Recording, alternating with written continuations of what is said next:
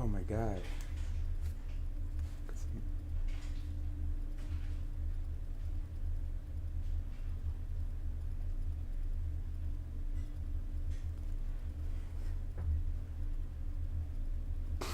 Okay, hello big dogs. Um, let's,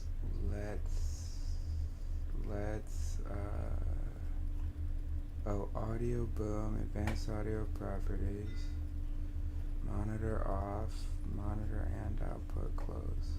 Hello? Not working. What's not working? God damn, bro. What is not working? What is not working right now? I'm not gonna start reading for a few minutes, if I'm being honest with you. Monitor off, close. Monitor and output, close.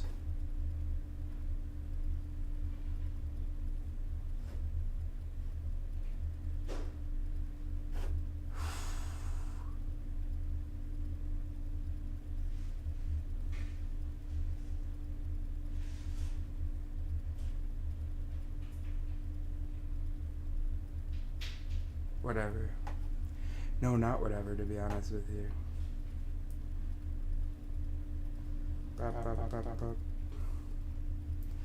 Whatever.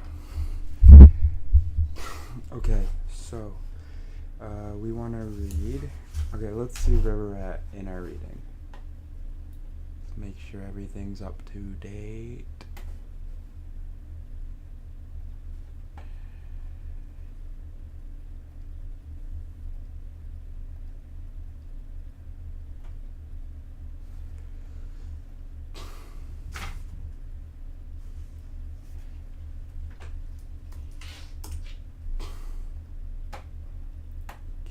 Great.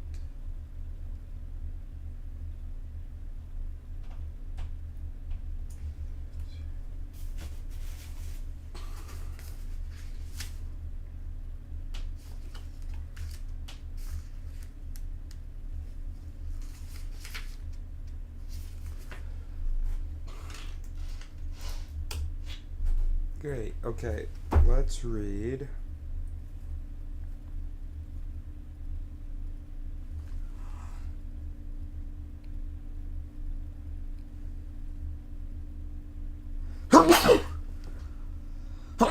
Excuse me.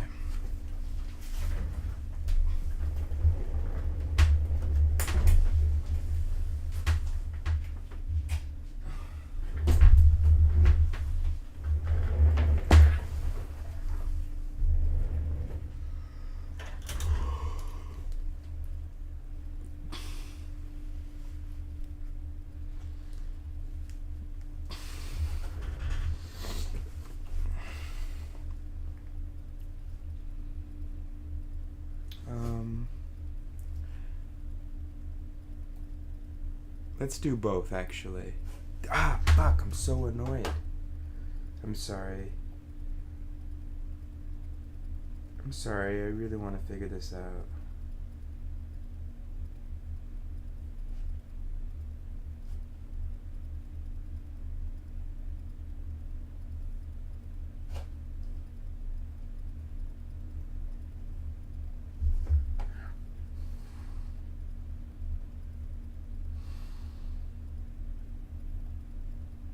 Because I think it's because it's connected to something else as well.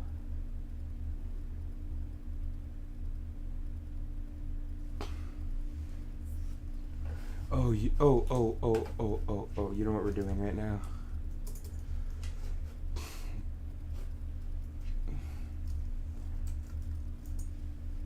Okay, so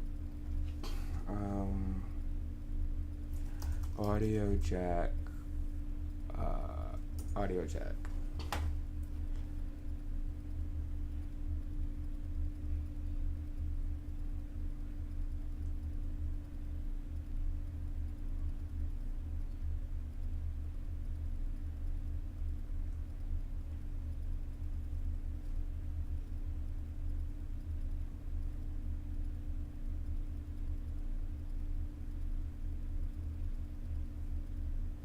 Okay, add to cart. Okay.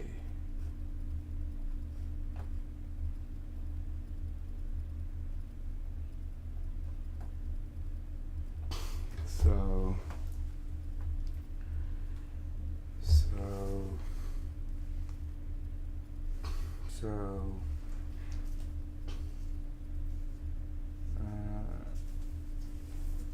alright, let's say it's this. This is what?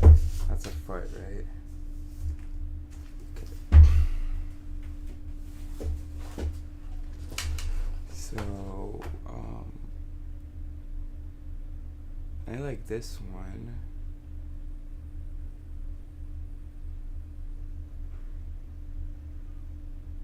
We want to be able to rotate it.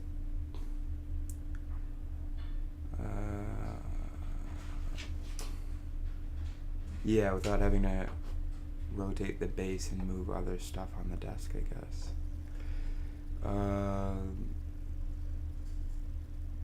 This will arrive Monday, 8 a.m. What can arrive this afternoon, bro?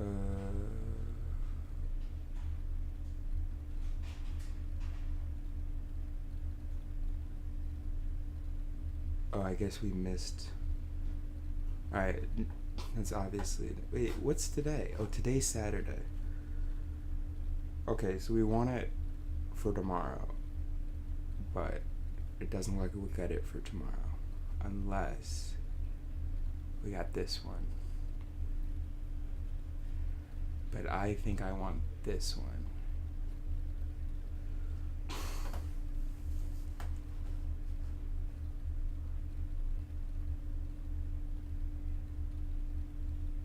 It's 9 inches wide, 10 inches high. Huh?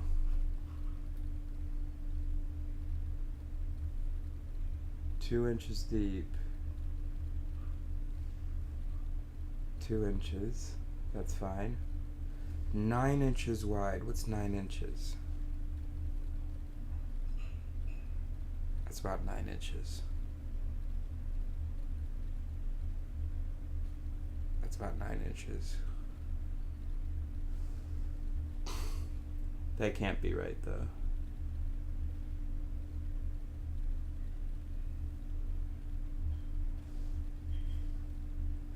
Couldn't put a textbook on that.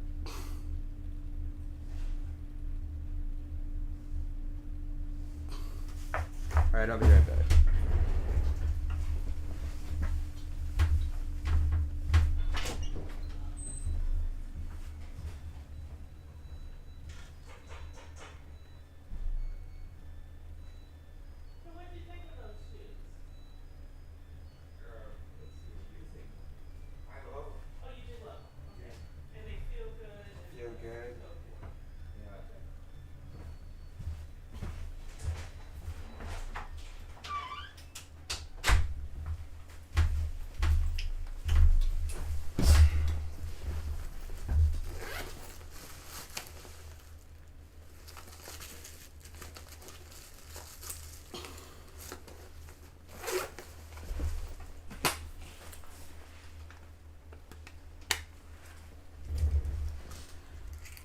Okay, what did we say?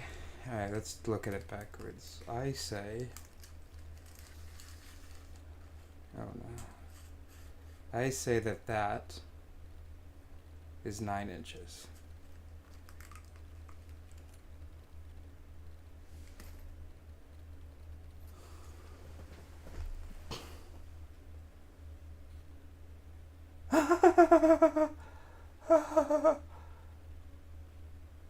Can you see that, bro?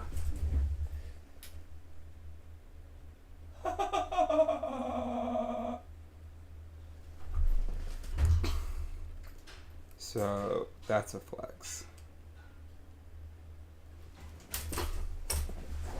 And you want...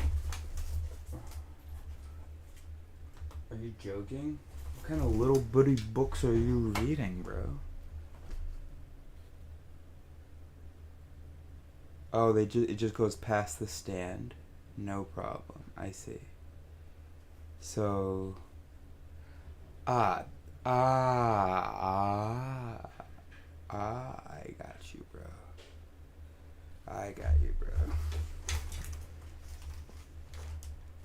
I got you, bro. Okay, good.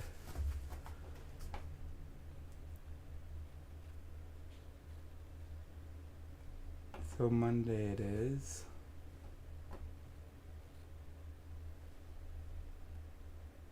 Okay, good.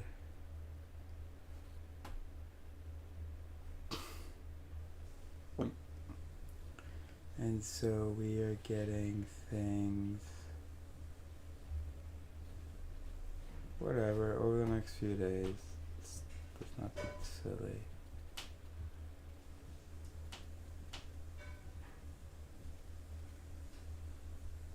Wait a minute. We need to get this, wait a minute. We need to get this, phone off the desk.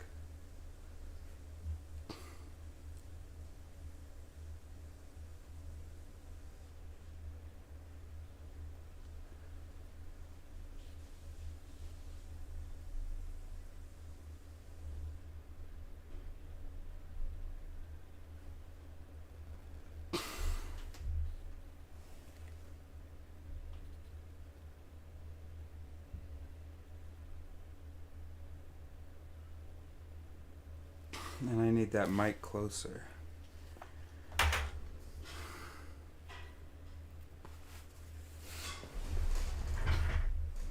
See, there could be a nice arm.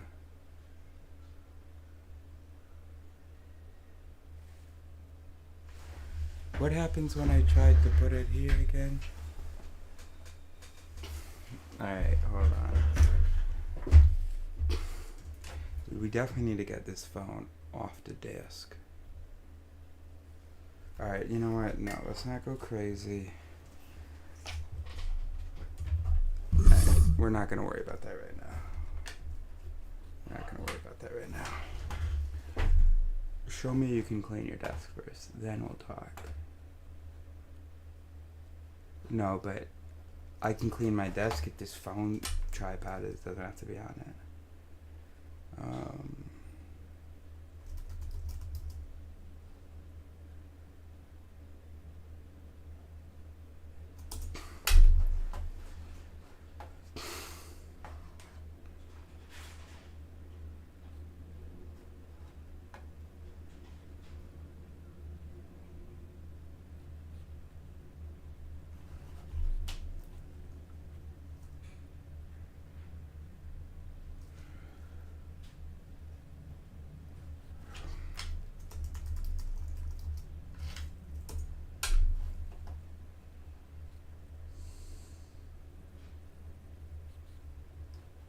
This is what we need.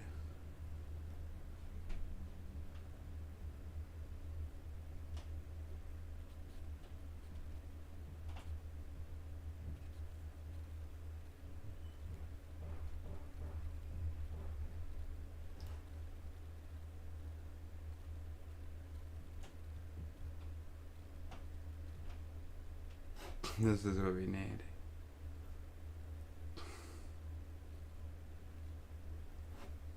Oopsies. Oopsies. Oopsies. Oopsies. Spending $100 like it's nothing. Stop it.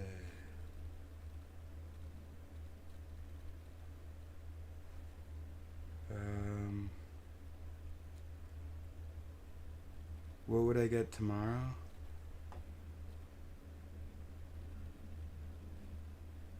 Oh, yeah.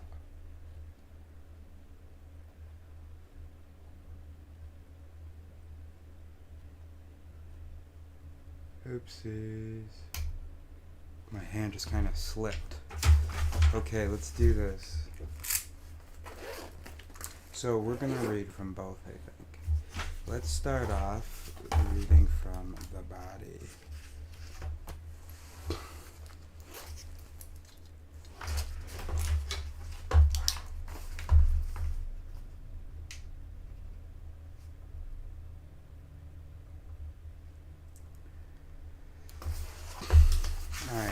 we're going to start off with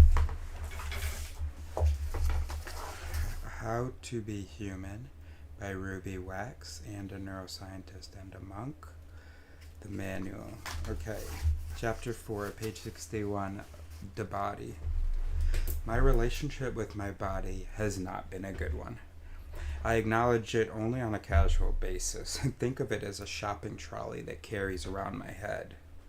My body works wonders for breathing and exercising, but otherwise, I feel it lets me down, especially when I'm among other bodies. In a yoga class, for instance, if I'm surrounded by 17-year-olds, I'll beat myself up because I can't get into the extreme Vernashakakaka Nosrama Vinhasma pose that they achieve without a flicker of pain. I draw the line at going into that oven and doing what they call Bikram yoga. Mr. Bikram must be laughing at all these Caucasians frying themselves. Try as I might, I just can't get my ankle round my neck and into my mouth while standing on my head. My story. No, my body and I have never got along. When I was a teen, I declared war on my breasts, which were microscopic. Now they're far too big. Why are they doing this to me? And I don't think I'm the only one who's not happy with the way things are down south. Most of my friends complain about their thighs, behinds, ankles, feet, and genitals, genitals. No body part goes without scrutiny. Every cellulite deposit is noted. Section, brain/body. At the same time as learning mindfulness, I've become aware deep down in my now large breasts that your body can teach you as much as your mind, maybe more. Your brain and body are one and the same. Every thought, emotion, and action is a two-way feedback loop from brain to body and vice versa. If you change your thoughts, feelings, and actions, your body changes. Neurons in the body, yes, they're not just in your noodle, detect the movements in joints, muscles, and bones, and especially in the big boy, the spinal cord, which feeds back to the brain what's going on everywhere in the body like a spy. The brain can then coordinate movement and navigate you through space. Not Brian Cox space, but normal earthly space. By the way, I'm not gonna just keep stopping. That doesn't need to be up. What should be up is this. You are your brain, bro. Okay? It was just such nonsense. The brain can then coordinate movement and navigate you through space. Just such nonsense. Anyway, if you pay attention to the sensations in your body, you get a full readout of the emotional state you're in. When, for example, you're frightened, your body will tell you, and if you lower your periscope and look in, you'll probably be tight in the shoulders, your stomach will be clenched, and your heart and head pounding. The fight or flight response. Your body is making decisions way before you even think about them. It knows how to deal with situations even before your thoughts translate them. I used to think that emotion was just another aspect of the mind, like language or hearing, but it turns out that it's a combination of body and brain. If you make a pancake out of eggs, flour, and milk, you don't ask which ingredient is the pancake. It's the combination. I'm totally good with that.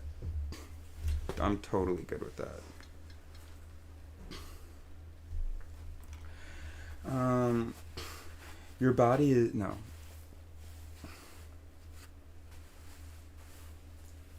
We tend to separate the ingredients, but in reality, the whole organism experiences an emotion. If you're attached to or like someone, check what your body's doing. You're probably leaning towards them, mimicking their moves, smiling, and your pupils have become enlarged. This tells the other person you like them.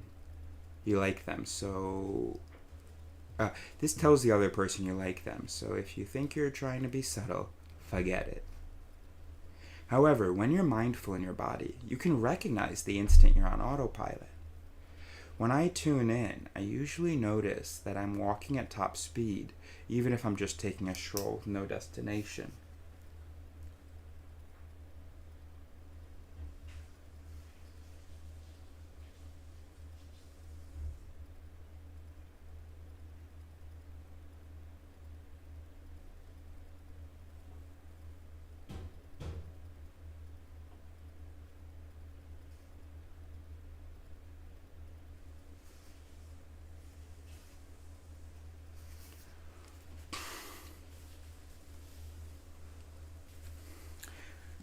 I live my life as if I'm in a race with myself. Probably the reason I scuttle is because I'm distracting myself from the chaos in my brain. The problem is, you can't out-scuttle your mind. Ed, my husband, on the other hand, is completely unaware when he's gone from manual to autopilot while he's eating. He wolfs down his food, totally oblivious that he's doing it. When I point it out and ask him why, he tells me it's because they didn't give him enough food at public school. I remind him he's not there anymore, but he just keeps wolfing. Are you giving me trouble right now, bro? You are. Well, off you go then. That's what fucking happens. Section, body learning. I'm going to use the expression body learning for when you let your body give you an internal weather report.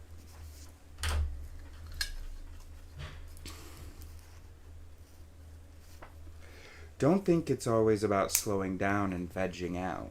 If you need to hit a deadline or are about to take an exam and your body feels like heavy glue, you can choose to wake it up. Then you can jump, run, take a cold shower.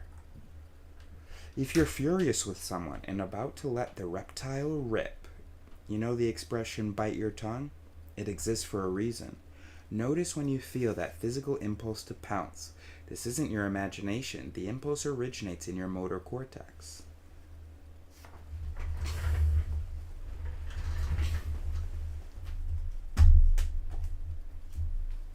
That's the red here.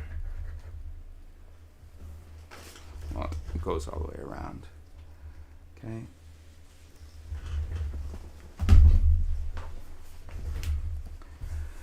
If you make a... Nope. The noticing is your pause button. That is so important, big bros. That's crucial. Because although I'll tell you there's no such thing as free will, noticing, if there's a mechanism in there that notices, if you can practice, build that mechanism up, well, what happens when you notice? So you're doing something, okay? So there's some its that are livering, as we would say. There are its that are producing outputs, okay? And when you're on autopilot, what that means is that there are its that are producing output, and the other its are not really engaging with that. And it's important to have autopilot, to have it where the whole system doesn't have to be involved in everything. So sometimes, just one department can handle it and nobody else, gets involved. No problem. Now, if there is a mechanism, some kind of an auditor, a supervisor, a noticer, that can notice these things, that does give you a chance, occasionally, to get other mechanisms involved. And that's exactly what you would want to do when actually the autopilot mechanisms are not consistent with our goals. So for instance, you've been taught that you have to walk with purpose, otherwise you're a loser. Okay? Taught that at a young age. You think it's cool that you're always racing through things. I'm talking about myself here. I thought I was the best. Whoever's the fastest walker in the room's the best person. It's the person who has shit to do. blah, blah, blah, blah, blah. It's only over the last couple of years that I realized how dumb that is. So anyway, so anytime I notice it, now that's a chance automatically for other mechanisms to be engaged. What is noticing but engaging another mechanism? And sort of putting a spotlight on it so that even more mechanisms can see the behavior and get a chance to react. And then they'll just react, right? So if you know that it's actually silly to be walking with purpose all the time, to be rushing all the time, and it's actually bad for you because then, there are systems that are like, oh, are we in a rush? Okay, let's go stress. Let's go blah, blah, blah. Then as soon as you notice it, well, that gives the chance for it to go, wait a minute. If I want to be like healthy and reasonable, then I'm going to slow the fuck down. If I want to be healthy and I'm rushing, then I'm going to slow the back down. Okay?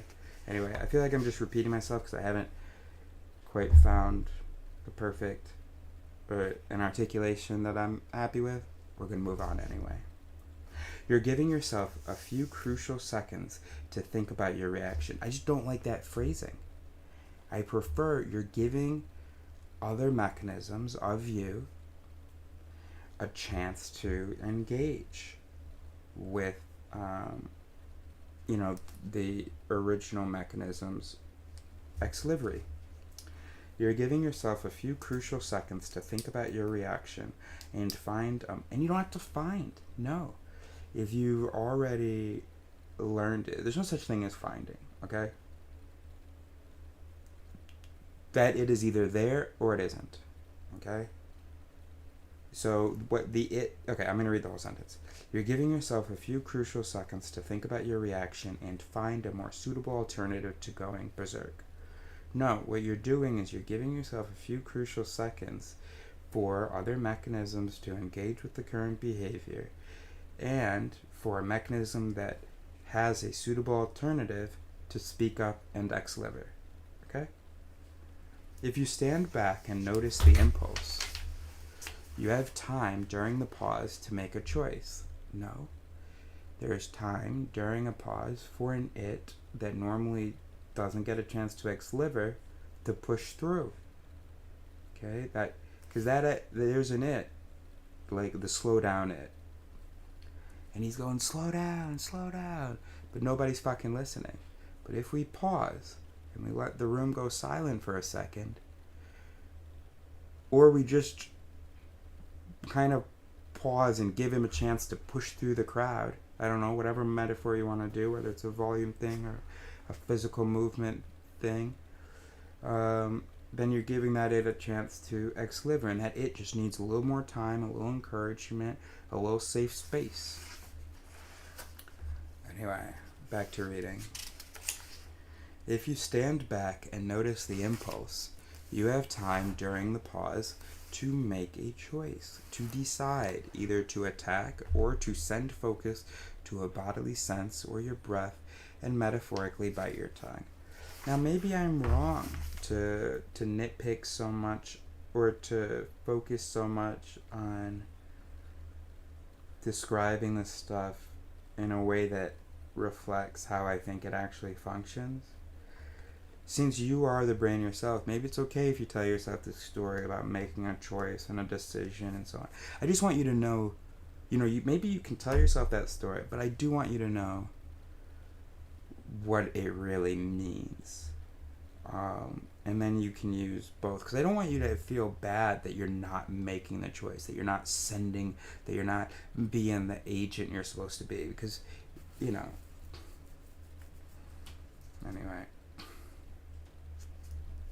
Find.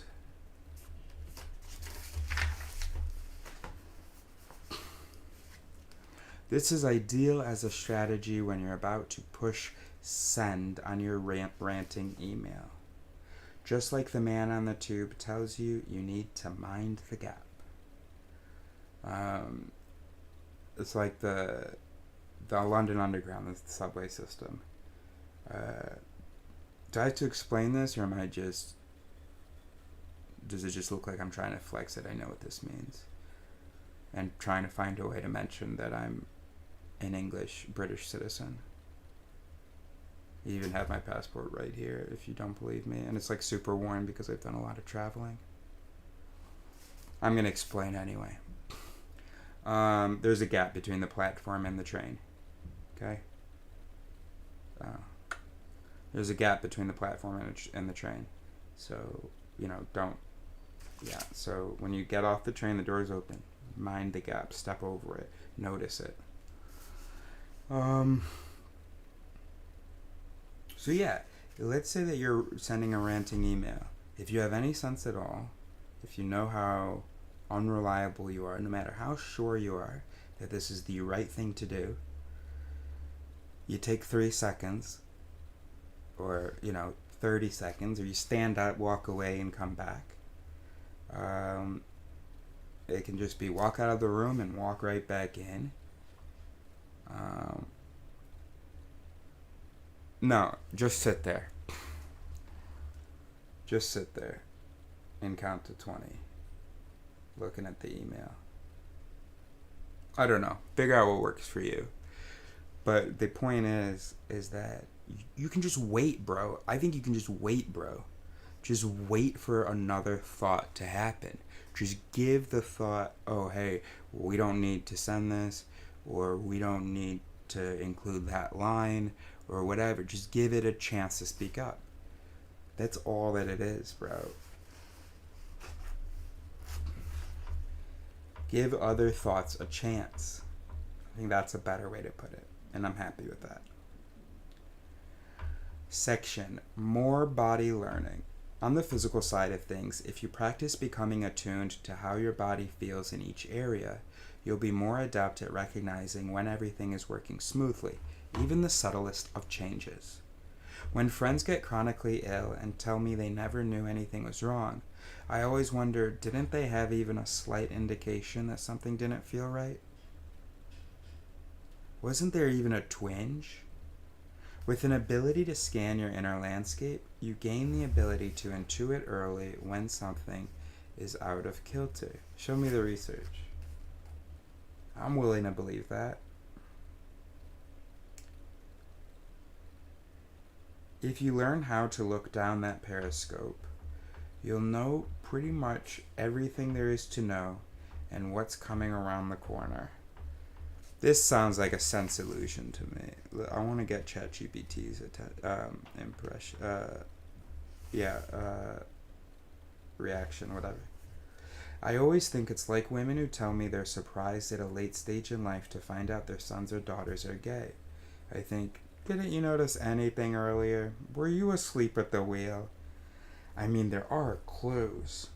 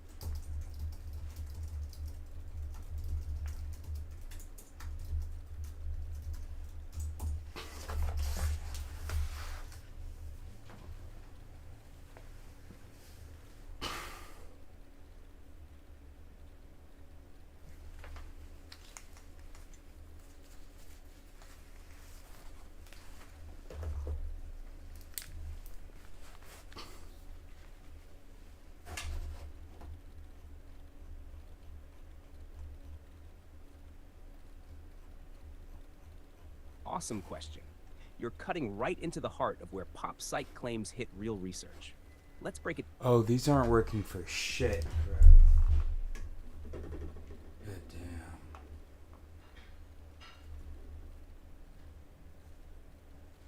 These aren't working for shit. Okay.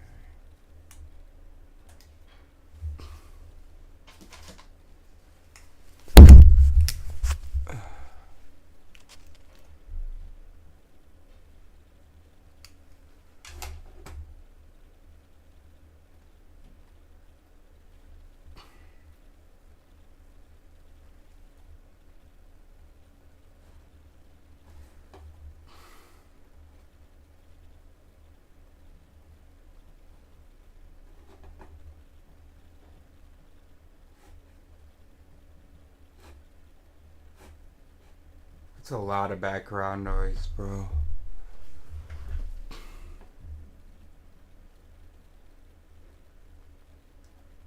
I'm gonna be honest with you. I think this might be a shit mic. Alright, whatever. Question. You're cutting right into the heart of where pop psych claims hit real research. Let's break it down carefully. What does research say? Partial truth. Awareness of bodily signals. What Wax calls scanning your inner landscape, called interoception, can improve emotional regulation, decision-making, and self-awareness. People with better interoceptive awareness are sometimes better at noticing stress, fatigue, or emotional shifts early, which helps with resilience and adaptive coping. Examples from research. Studies show that people with good interoceptive accuracy, like sensing their heartbeat without measuring, often show better emotional differentiation and more adaptive emotion regulation. Mindfulness and body-based practices do improve interoceptive sensitivity and metacognition. Overreach in her claim. It's false or exaggerated to say you'll know pretty much everything or what's coming around the corner. Bodily awareness helps monitor internal states, but it won't give you clairvoyant access to external events or complex cognitive predictions. Many emotions and physical states are ambiguous or easily misread. For example, people often confuse anxiety with hunger or excitement. How can you concretely practice and refine this skill? One body scan meditation. Regularly focus attention up and down the body, noticing sensations without judgment. Example, 10 minutes lying down, moving attention from head to toe. 2. Heartbeat tracking. Without touching your pulse, try to count your heartbeats over 30 seconds. Then check against a watch. This improves raw interoceptive accuracy. 3. Emotion labeling. When you feel something rising, tight chest, stomach clench, heat, pause and name the feeling as precisely as you can. Not just bad, but anxious versus angry versus disappointed. 4. Journaling physical emotional links. Record moments when bodily sensations signaled emotional or mental shifts. Look for patterns over weeks.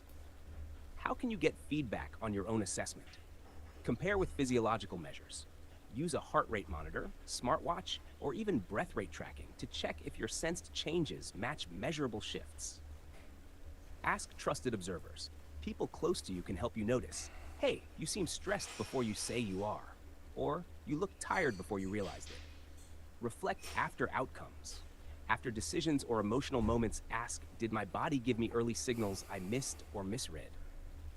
Keep a feedback log. Summary, Ruby's core point sings. Body awareness is a valuable, trainable tool, but she overstates. It's not magic, and it won't give you full access to future outcomes. Practicing interoception plus seeking external and technological feedback is the path to sharpen it. If you want, I can help draft a practice protocol you can test for yourself or even turn into a micro experiment. Want me to set that up?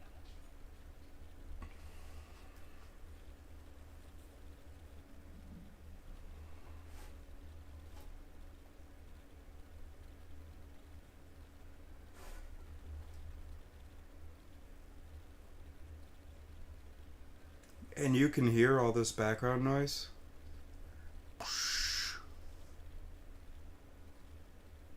That's so dumb. Oh, what's that?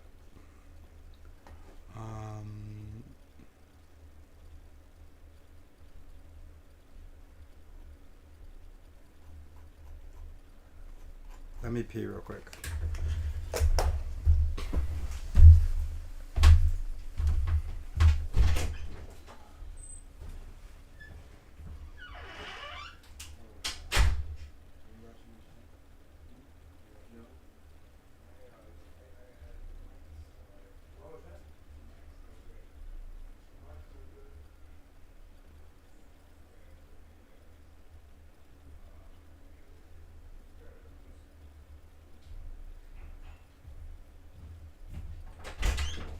I don't know. Maybe we haven't.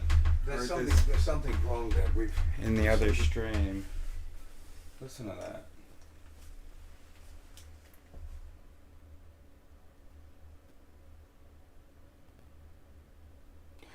They have a software that comes with it, but it's only available for Windows. Okay. What about the Zoom? Maybe we can try to figure that out today.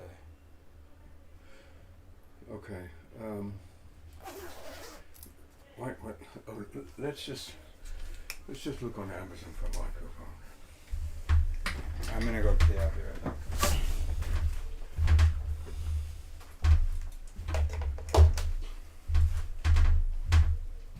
I'm live right now.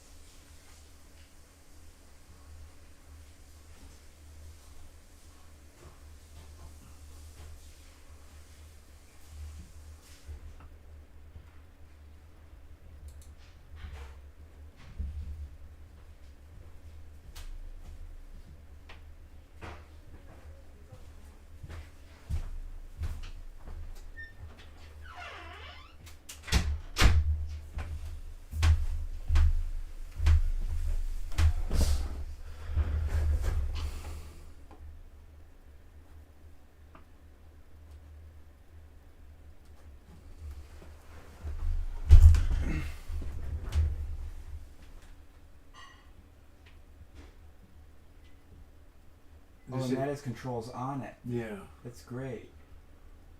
1.2 meter use mute button. Is that 1.2? That's not. I mean, that's enough to go from it to the computer. The profile delivers natural warm sound, accentuates the body, processes human voice, control your fingertips. Don't get this wrong. Software has its place with the ability to control your sound with the twist of a dial. Makes all the difference. Form and function, quality audio is all about microphone placement. Features a table stand. I mean, you can go on a thing too, right? Yeah.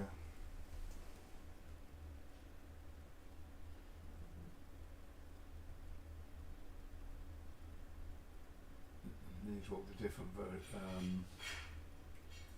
And their stuff is less expensive too. So put a heart on that one, so we have it. How do you do that?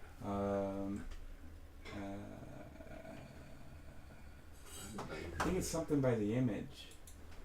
No, I guess that's just on the. All right, we'll just click add to wish What's list. that? That's not gonna be it. Okay. So just do add to wish list. How do you do that? Let me see.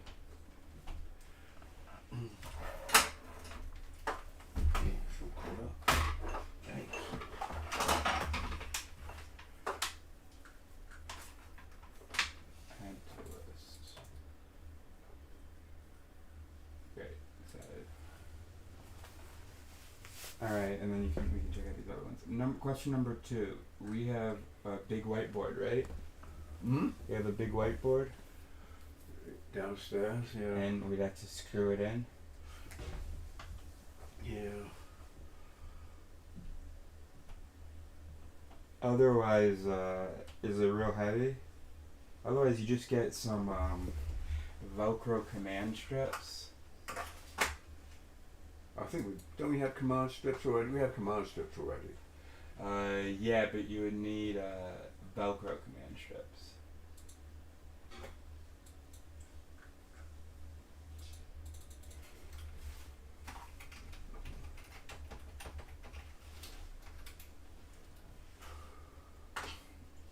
You know, it's some 20-pound XL heavyweight.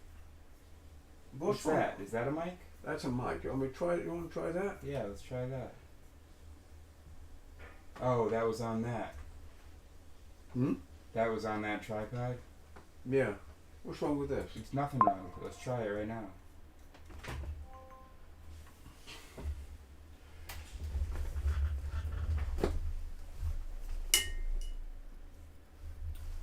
Oh no, why isn't this charging?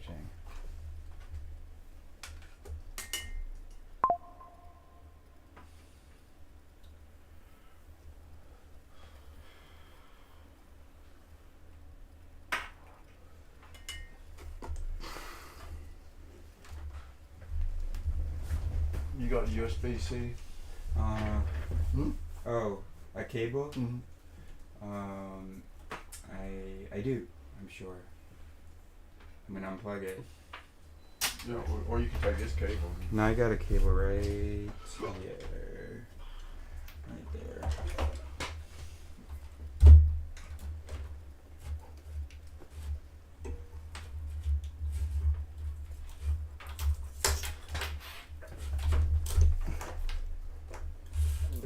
I mean, you know, it's got you can screw it in too. It's to that thing. What about try screwing it in where you've got the other one? Yeah, great idea. And I think I'm gonna do that in a moment.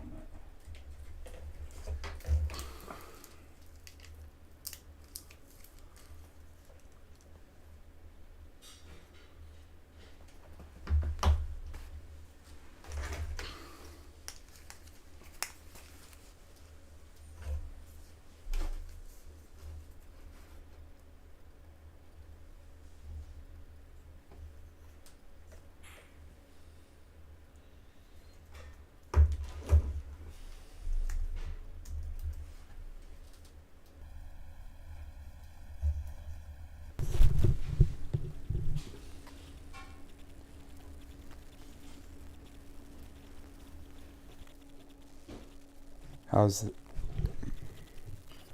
Let's see.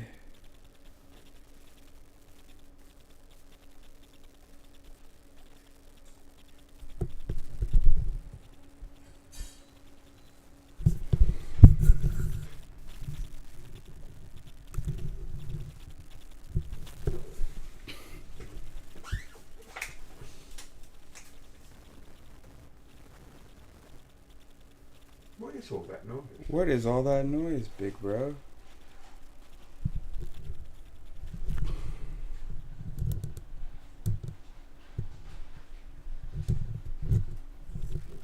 What does this do? Did that do anything?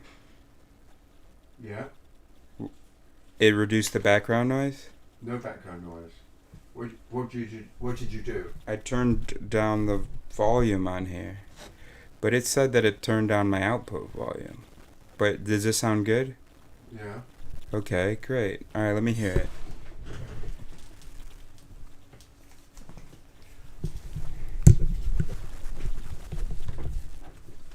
Hello? Yeah, that's pretty good. Yeah, that's pretty good.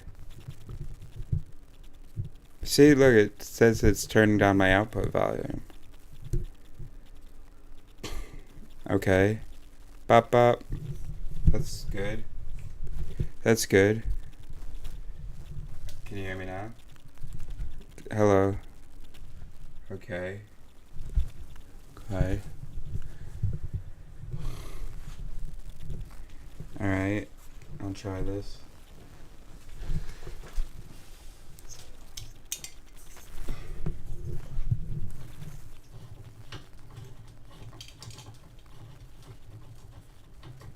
Because this has no controls on it, so the only way to do it is with the software, but that's only available for Windows. Oh, I don't know. That's not going to. It's only got a regular. That's got a huge one. It's got a huge one. There must have been something. Some kind of an adapter thing. Yeah, but where that is, I don't know. No idea. Unless it's the other way. Does that reverse? No. Like, is there the other end of that? Is that? No, it can't be. I don't think so. No. No.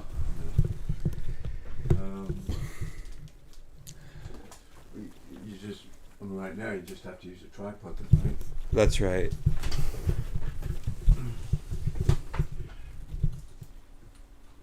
Well, this is. Oh, I have to disconnect. That's warm.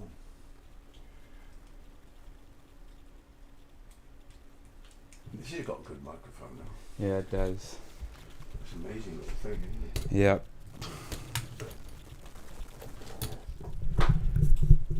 Alright, next.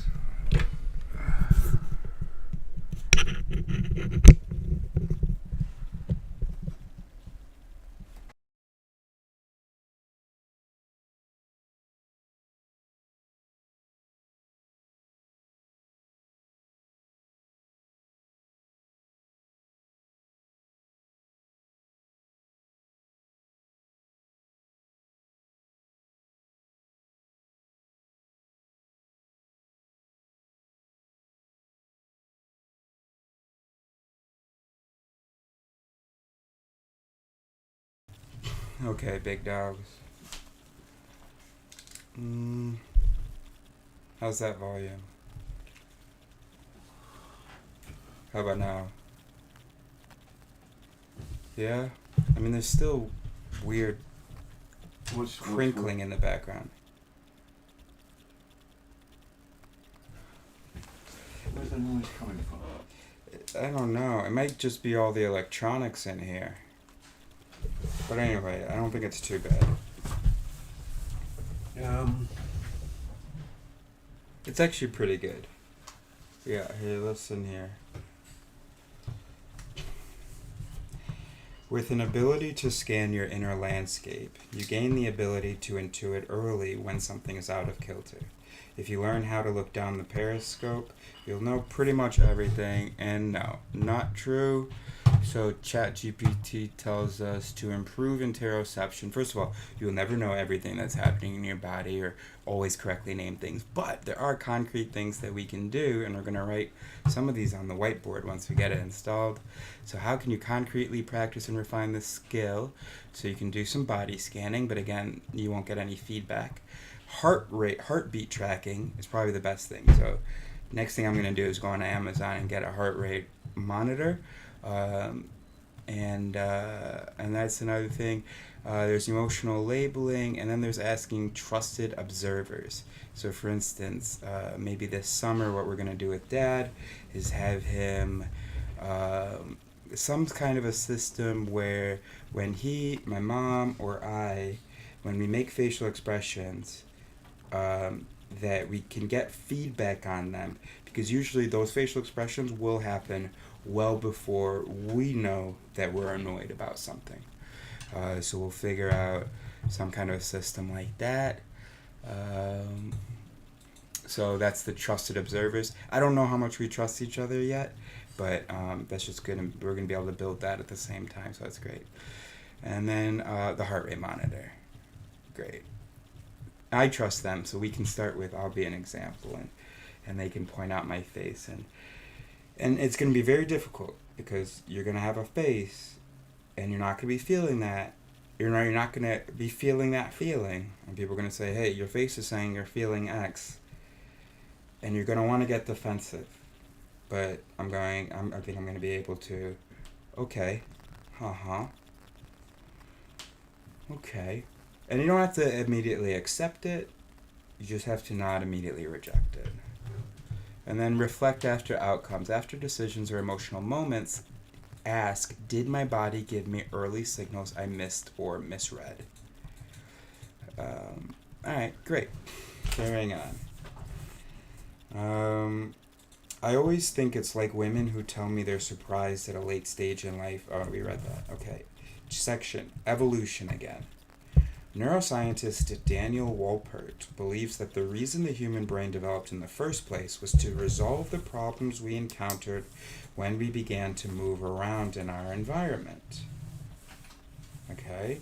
Plants didn't have to move because everything was done for them. They're pollinated by bees, fed by the soil, rained and shined on. So all they do is just lean a little bit. So why would they need to develop thinking? Animal behavior hasn't changed much since the beginning. What worked for them then still works today. If killing, defending themselves, and mating is all they ever had to do to survive, why change the habit of a lifetime? We didn't get any of those animal add-ons they have, to climb, leap, or stretch their necks to get bananas from the upper branches of the tree. So we had no choice but to learn to think. Okay. Now equipped with the new thinking expertise, we could build ships to import bananas from Jamaica. When we could no longer walk those challenging distances to find food, we invented cars to take us to restaurants. Now with delivery services, we only need to use our brains to choose between the Peking duck and the sweet and sour pork with egg rolls on the side. Oh, and seaweed. Section Embodiment. By moving our focus back into the body, we can learn to bypass hurtful thoughts or emotions, nipping them in the bud before they do their worst. Usually, with mindfulness for emotions, you direct your focus to where you sense them in the body. With mindfulness for thoughts, you pull focus to the body or the breath, a top-to-bottom approach.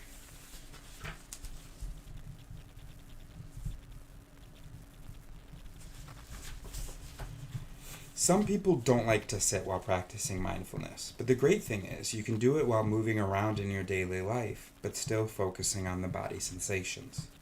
You'll become aware where those stuck emotions reside, maybe noticing that your shoulders are tense and held, your heart is pounding, or that you are holding your breath. And I think that people with, well, I don't know, this is a big hypothesis. Let's just ask ChatGPT.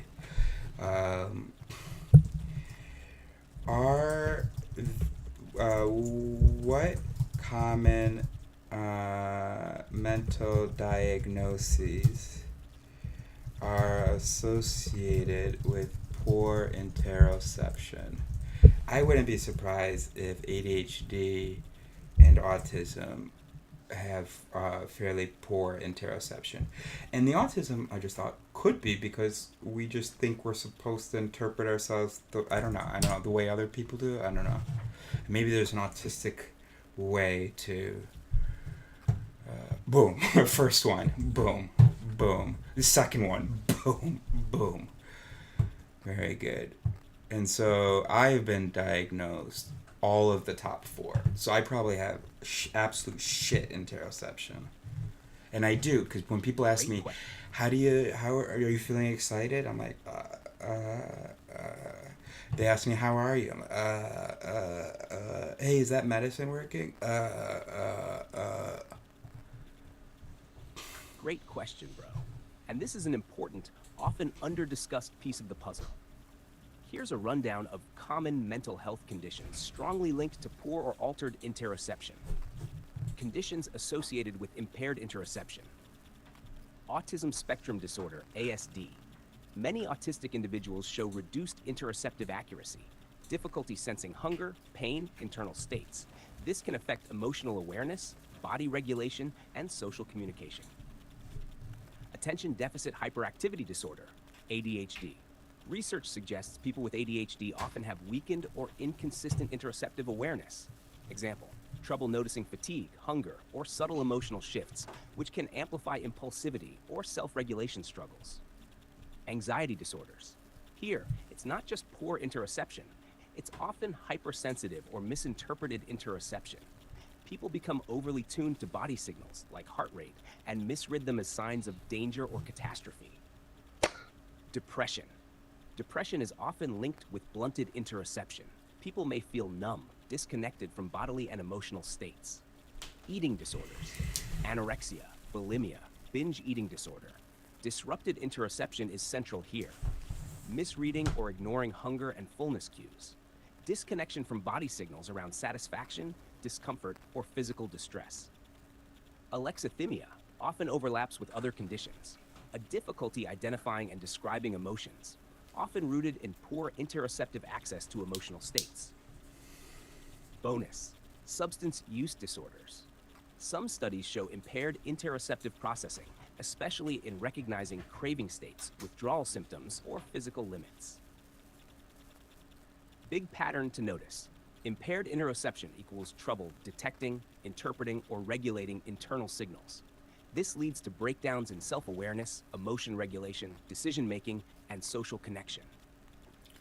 If you want, I can help draft a cheat sheet summarizing this, a table linking conditions to typical interoceptive profiles, or a deeper dive into one of these groups, like autism or anxiety. Want me to prep that?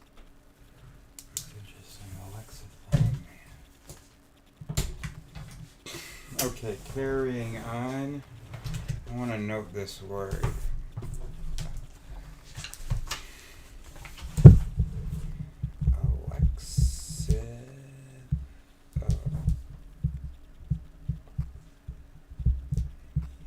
Alright, great. Carrying on.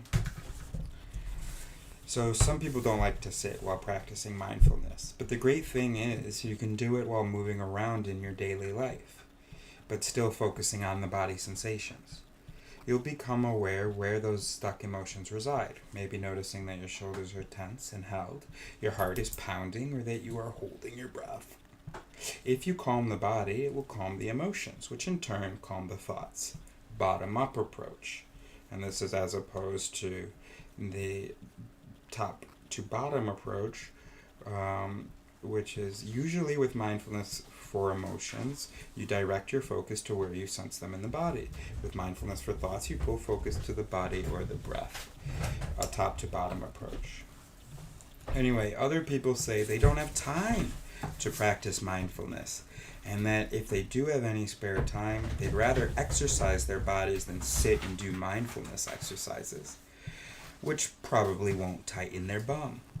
Exercising aerobically does improve blood flow, strengthens muscles in the body and the heart, and tightens the bum. We need to stretch our bodies so they don't seize up, and a flexible muscle is a happy muscle. Section: the problem with multitasking while exercising. No question, all physical exercise is good for you, unless you go to extremes. Many gym goers have ended up in a neck/knee/back brace from overpumping or overstretching. Here's the deal. You don't have to stop exercising. Just learn to do it mindfully by sending focus into the area you're stretching/contracting/moving. Not only will you be aware of any potential damage, you're also improving your brain. It's noticing that you are mind wandering, then bringing focus back to specific sensations in your body and doing it again and again that bulks up the insula and reduces stress. Great. I love when there's concrete biology. So this is great. Okay, and I'm going to forget this, so you don't. By bringing focus back to specific sensations in your body and doing it again and again, you can bulk up the insula. Now, normally I associate the insula with the anticipation of pleasure.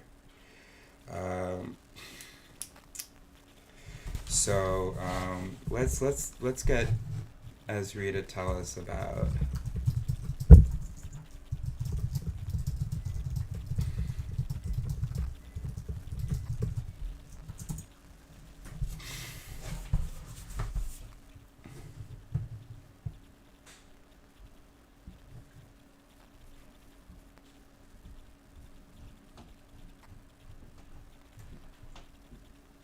Oh, where's the Damasio book? I think I do have it here. Oh yes, bro. The insula is absolutely central to interoception, and you're right to bring it in here. Let's break it down clean and sharp. What is the insula? The insula, or insular cortex, is a tucked-in region of the brain, deep inside the lateral sulcus between the temporal and frontal lobes. It's sometimes called the brain's hidden lobe, and its job is huge. What does the insula do? It's a primary hub for interoception. Integrates signals from the body, heart, lungs, gut, skin, muscles, constructs subjective feeling state, what it feels like to be you in this moment. It connects body signals to emotion, motivation, and decision making. It also has roles in pain perception, social emotions, empathy, embarrassment, risk assessment, taste, smell, craving. How does it relate to interoception? The insula receives interoceptive input via the thalamus, spinal cord, and brainstem, especially from the vagus nerve. It creates what Antonio Damasio famously called somatic markers, bodily signals tagged to guide decisions. It helps update the brain's predictive model of the body's current state. For example, you feel your heartbeat speed up, insula integrates it, you experience anxiety or excitement. Your gut clenches, insula integrates it, you experience dread or anticipation. What happens when the insula is impaired? Low interoceptive awareness, can't accurately detect internal states. Emotional blunting, can't properly experience or label feelings. Addiction vulnerability, poor monitoring of craving and withdrawal states. Empathy deficits, can't feel as if states when seeing others suffer. In clinical conditions, ASD, altered insular responses. Anxiety, hyperactive insula. Depression, hypoactive insula. Addiction, reduced insula function disrupts craving regulation. Bottom line, the insula is the brain's interoceptive command center. It builds the feeling of your body from the inside out and connects it to how you act and decide. If you want, I can sketch you a killer metaphor or simple diagram you can explain live or on stream. Want me to set that up?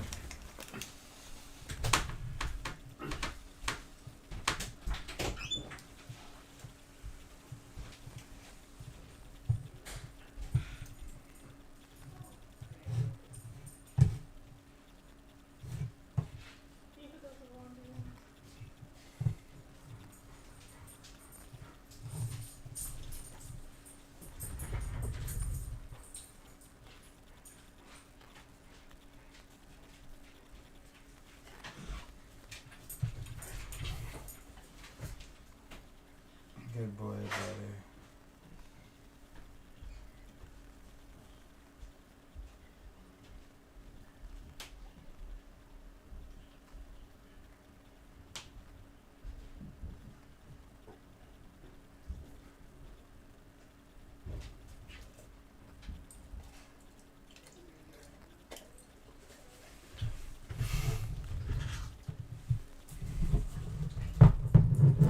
Okay, so that's another book we have to find. Feeling of what happens.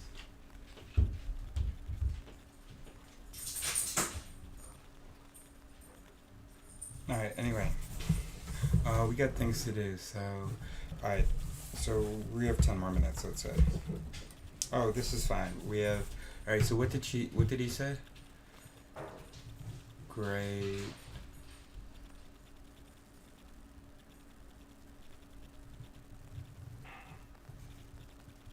Okay.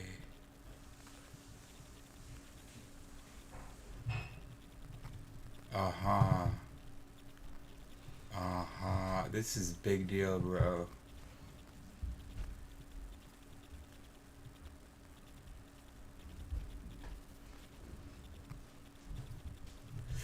Alright, let's just finish reading this. Alright.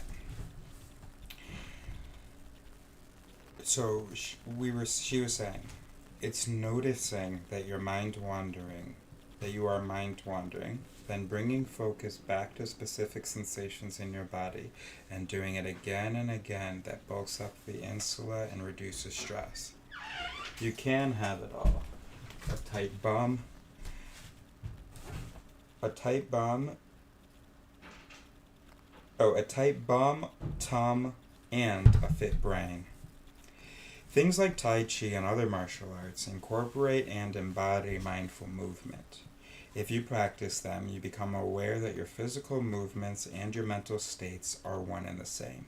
But any activity, swimming, walking, lifting light weights, dancing, can be used as mindfulness in motion. Section, nutrition. What does it mean? I know, I haven't mentioned diet. What you eat is who you are and how you are. This, unfortunately, is not my area of expertise, but there are about 2 million, contradictory, books out there that can tell you what to put in your mouth better than I. I think if it's green, it's good. If it's checkered, don't eat it. I am in a continual state of confusion. I've gone through my vegetarian phase, and because I can't cook, I just ate nuts and berries like a rodent. And I don't always trust food companies that shove the word organic on the label. They're too expensive. It's like eating the Prada of the fruit and vegetable world. Fasting doesn't work for me. I get hungry. A few years ago, I just juiced. I shoveled pounds of vegetable and fruit into that blender and then vomited for a week. Someone told me later that because the ingredients reduce so much, I didn't notice that I had drunk the equivalent of 3 football fields. Now I'm on the paleo diet, so I eat everything that once had a pulse, hoof and horn. I've helped the world rid itself of cows because they're all going into me. So get out there and pick yourself up a book on nutrition and go nuts with the choice. Let's see whether I can get the gang in here for a nice thing, bro. Let's go before we miss them. Let's just plug this in well. And blop. Blop. Blop. Excuse me. And where are you? Where is the... Huh? Oh, unlike iPhone, to use accessories.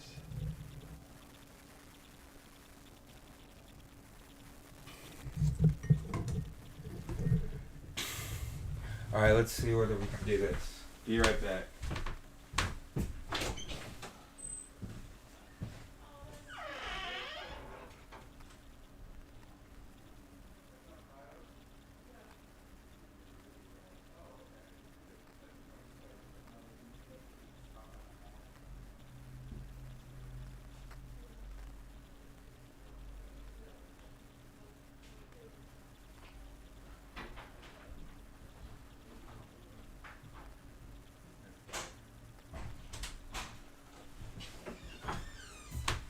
Hey, Dad. Yeah? Hey, buddy. Listen. It's going to be so quick. End of the chapter. Quick script. I know I'm interrupting. You're about to do something. Can we just take a look at this, see how long it is? I'm going to play Ruby and the Neuroscientist. You play the monk. Let's just check it out. I'll get dressed real quick and put clothes on. Can we just look at You it? need to do it, Eris. Yeah. Well, we do need to do it. So, let me see. No, let him play both parts as you said. No, I'll be Ruby. I have to just look at Let's see. change. Let's Okay. just This take is a the last look. time I'm going to do this, though. Oh, don't say Come on, that. Dad, you bought this book. How could you I'm say that? actually... Well, why are we reading it? Why not? Why are you Don't talking? you- Just talking about it? Are we Okay. live now? All right, so Yeah. you're wasting valuable. How many pages? We're Let's live. do it We're together. live. You're on camera. Oh. Of course we're live. Wait, where are you guys going? So you won't want me to read it to them. You want me to read it to myself and then summarize it to them or something? I'll get dressed. I'll be down. Your mom's getting dressed. I'll be in. All right, great job, everybody. Really great job. Okay, so that gives us time to set this bad boy up. So that's just another quick USB. I'm gonna steal this.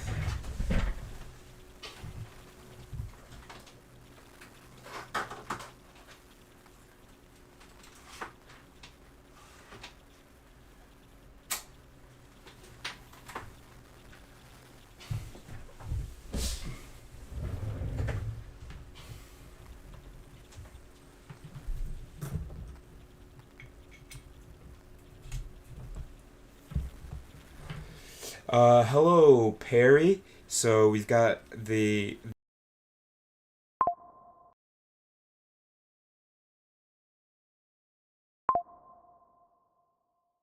Oh, that's probably what you mean, huh? So yes, I can. All right, hold on. All right, I can't engage right now if I'm being completely honest because we've got the actors getting ready and coming down for a big performance.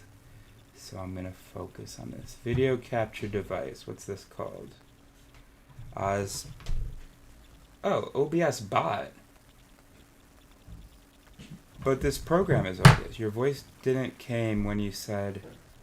Oh, when you said, yeah, it didn't come immediately. Well, there's a lag, and I wasn't looking at my screen. OBS bot. Okay. So device, OBS Meet to stream camera. Okay, very good. And is this also... I'm a little bit confused. JLab, very good.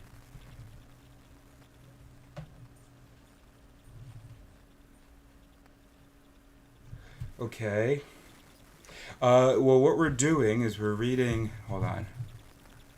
So what we're doing is we are reading this book, How to Be Human, the manual. Oh, that's right now. In general, we're working on understanding the mind and getting other minds to understand the mind and how to create a better world through it. So we just read chapter 4 about the body and about interoception, about, assessing your own bodily states. So now mother and father are going to come in, and we're going to read. See, there's a script at the end of every chapter between a monk, a neuroscientist, and the author of this book, Ruby Wax. And so it's going to be great. And so she's going to ask the monk and the neuroscientist some questions about the brain and body. So, question asked, question answered.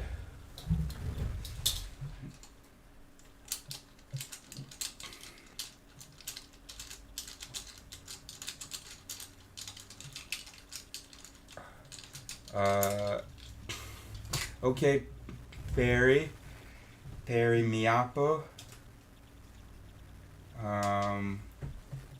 Alright, but you probably say that to all the streamers.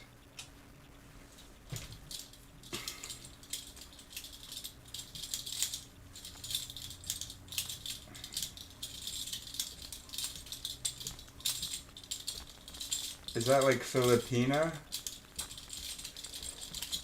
That's probably such a shit guess. I've been to the Philippines. I am the one you saw in the... Oh, I should be holding this still. Actually, you are the one I saw in the recent times. Like, you've seen my videos recently?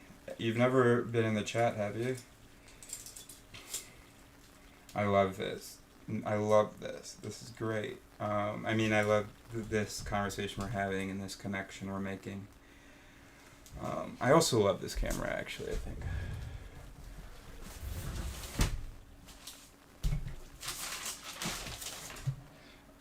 Alright, here's what I need from you. Perry. I haven't seen any live stream in recent time. I'm the only live you've seen in recent time. I see. Alright, well, I do feel special then.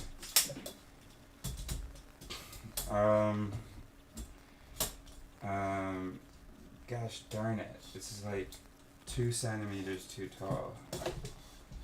Alright, well, here it is.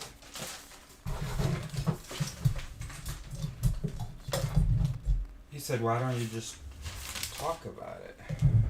That's an idea. Okay, so if but we're all gonna be sharing the book.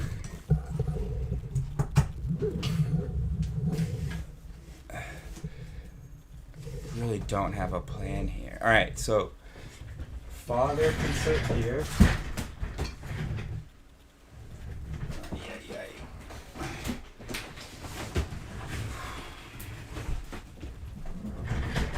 Great. Okay. Father is going to sit here. Excellent. I will sit here. Great. And then we got to set up Mother. So do you like reading, or are you a teacher? I'm a philosopher, and unfortunately, sometimes I have to teach in order to find partners to work with. And I say unfortunately because I'd rather focus on the doing than the teaching. But also, I enjoy teaching. No, I'm a philosopher. Okay, let's get one more chair. I'll be right back, Perry.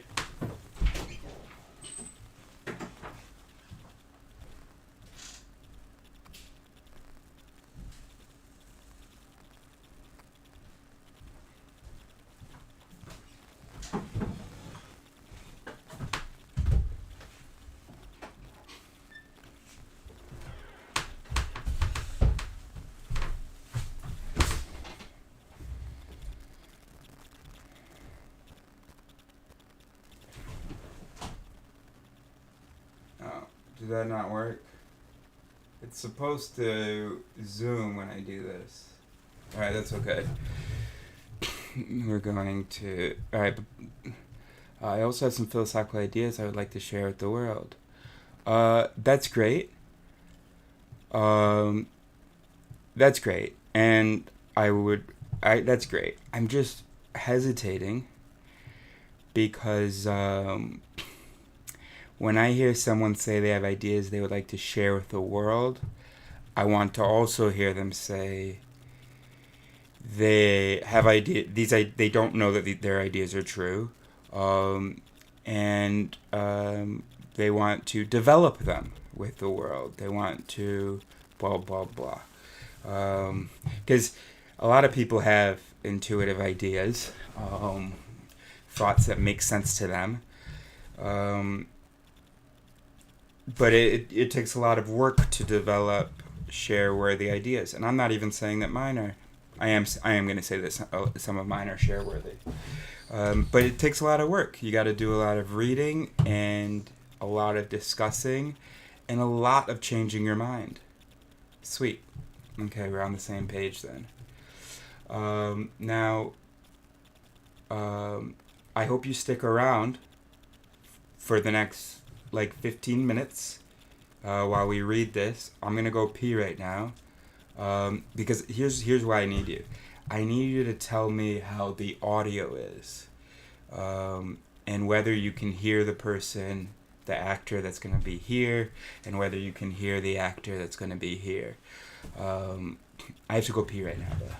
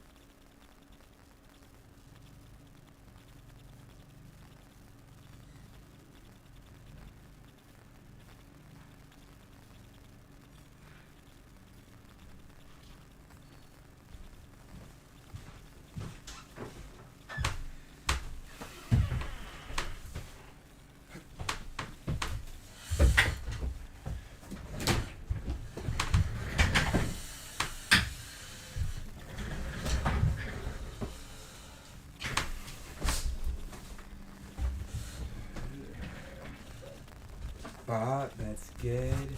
But I did a lot of work and discussion with many people. They said it's a great philosophical idea. Awesome. Okay, great. If I ever published that idea, I would be sharing that with you. Great. Why don't you share it with me before you publish it, and we can and get my input. Let me ask you something. Has this idea, it's changed through these conversations? That's how you know whether it's a real idea. If the idea has changed, you said you did a lot of work and discussion. Great. The work, does that include, okay, question number 1. Does the work include reading of research? Question number 2, did the idea change over the course of discussion? If the answers are yes, that gets a double thumbs up from me.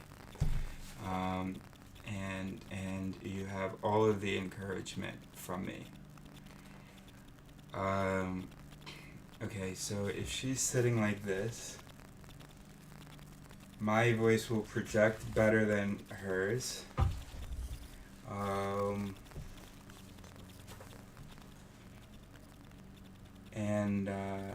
Alright, let's put this camera over here. This one over here. And then that one there, that's good. Let's get this one a little bit more like this, actually.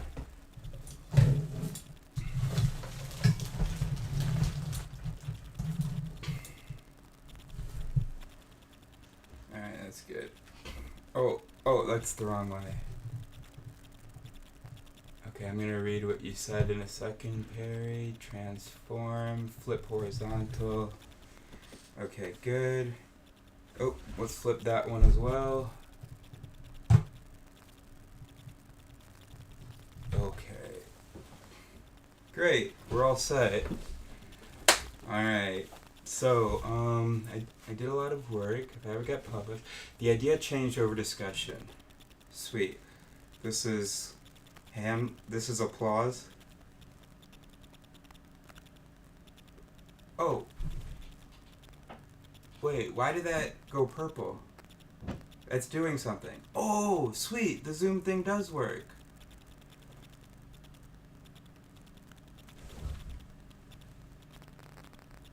What's this one? Nice. Wow, that's really, really cool. Anyway, also the idea is generated upon seeing people and reading interviews. Good. I've recently started reading books. Currently, I'm focusing on vocabulary and pronunciation. That's awesome. You're focusing on, what do you mean, on English vocabulary and pronunciation? Can you tell me what your first language is? And do you mean you have recently started reading books in English, or currently I'm focusing on, tell me more about yourself, Perry. Okay, so I'm Eris. I just moved back to the U.S. after living for like 10 years in Europe, and in the last 5 years I was living outside. Did a tent for a few years, and then was in a camper for a few years. Oh, okay. That's nay. I only know 2 words. Baya. Nay, baya. That's all I got. Okay, very good. That's great. That's awesome. So, was I just saying something? Doesn't matter. Oh, I was introducing myself. Oh yeah, I studied neuroscience. So I'm a neurophilosopher, specifically. And I'm in my 30s. I think I'm just stalling now because I'm waiting for... Appa? No, that's Korean. Uma? No, that's Korean. Baba? No. How do you say mom and dad in Hindi? Papa, okay.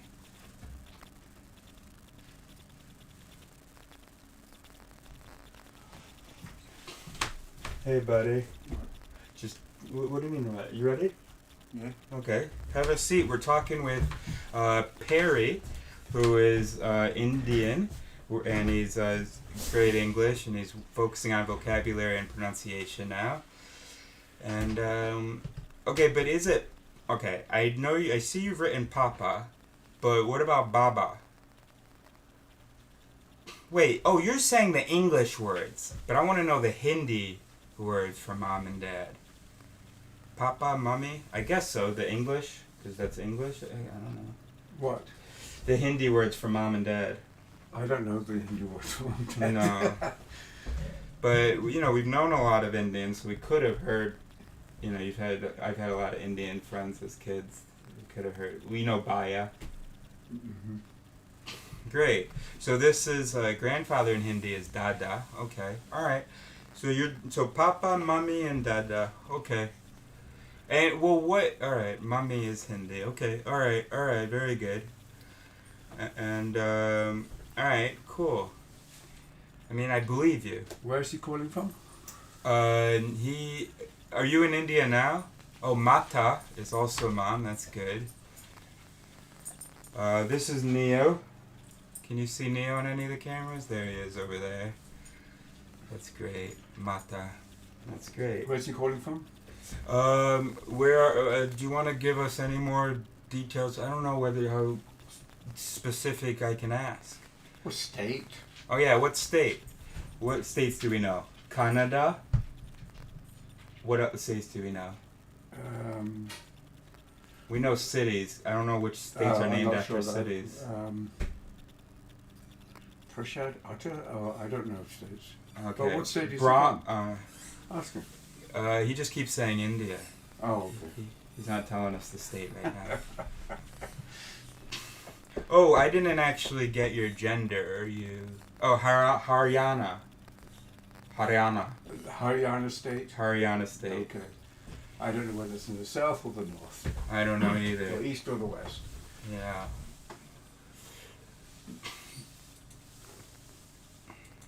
So, can you hear me okay from here and you can hear him?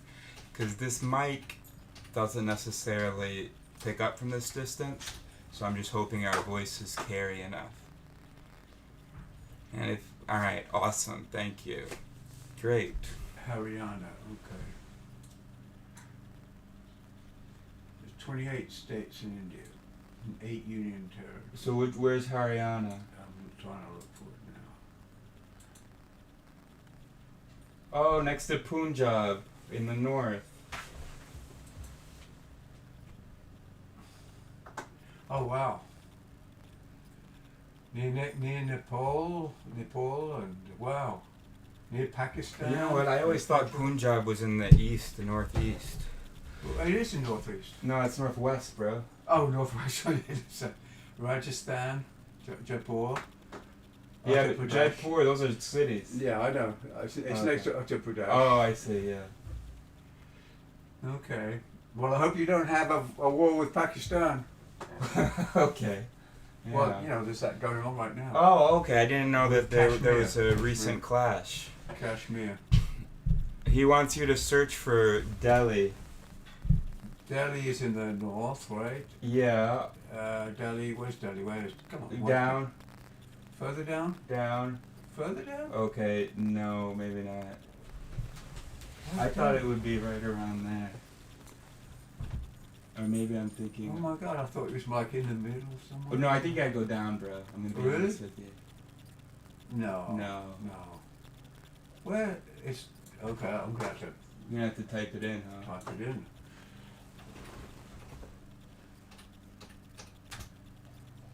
Oh, there you go. it's right there. It's right there. Okay. Alright, very good. Oh, so that's your closest major city. Okay, and it's the capital, right. Okay.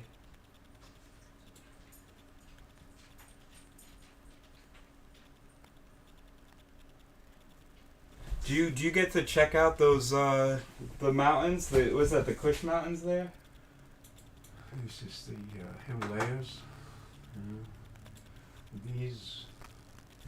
I bet that's those are some of the most beautiful natural ranges. Well, I don't know. I'm not going to compare. Okay, all right. You have been so patient. I'm gonna just find. You know how actresses are. The mountains are a bit far. Okay. Yeah. All right. That makes sense. Okay, I'm gonna be right back. I'm gonna go check on the diva. Go to her trailer. Be right back.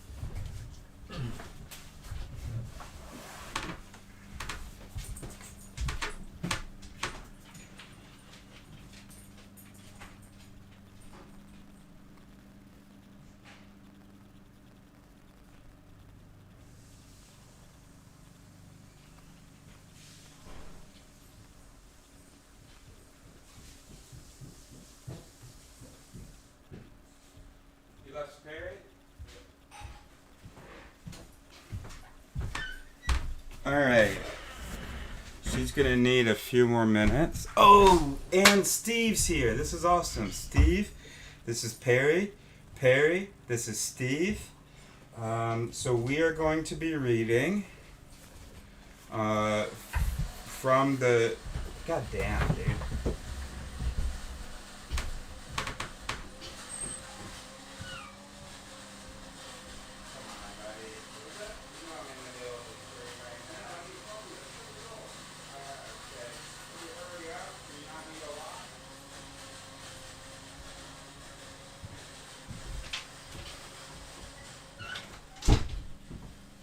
Oh, actually, you probably can't even hear it because this mic's pretty good. Yeah, I got new friends. Hell yeah. So we're reading How to Be Human, the manual.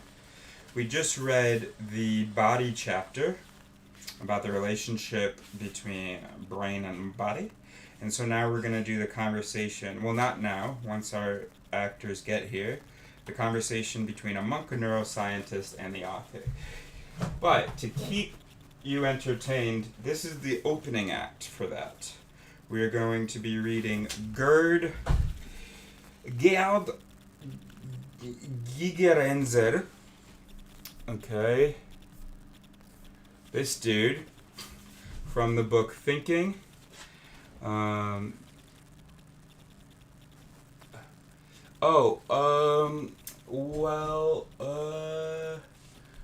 You guys are just lucky enough to have discovered it. I'm not advertising it. I started a week ago. And also we do want to be a bit selective. We don't really want all the...